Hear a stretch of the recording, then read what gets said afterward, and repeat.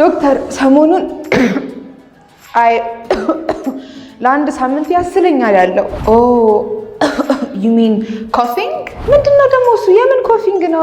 ኧረ እኔ ትኩሳትም አለኝ በጣም ነው የሚያመኛል። እርሶ ሰውዬ እባክዎትን ትኩሳት።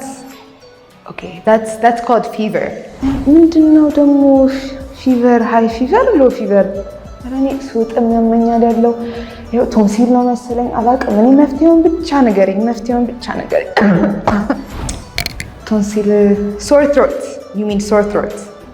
It's okay, I'll help you. Coughing, fever እና sore throat እንደተመለከታችሁት እህታችን 3 ሲምፕተሞች ነው ያሏት። ይህንን እስኪ በኤግዛምፕል እና ሰንተንስ ኮንስትራክት እያደረገ እንመልከተው። coughing ማለት ማሳል ማለት ነው። ማንኛውም አይነት ጉንፋን ይዟችሁ ስታስሉ I've been coughing ትላላችሁ። እህታችን ደግሞ ለሳምንት ነው ስታስል የነበረው። we say I've been coughing for a week እንላለን ማለት ነው። ከዛ በተጨማሪ ትኩሳቱ አለ fever.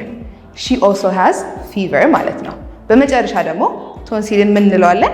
sore throat እንለዋለን ማለት ነው። On top of that, our sister has a sore throat. አሁን ያልኳቸውን ሲምፕተሞች እንደገና በተጨማሪም ሆስፒታል ሄዳችሁ የበለጠ ሰፋ ያለ ንግግር ስታደርጉ እንዲቀሎት ዩቲዩባችንን ሄደው ይመልከቱ።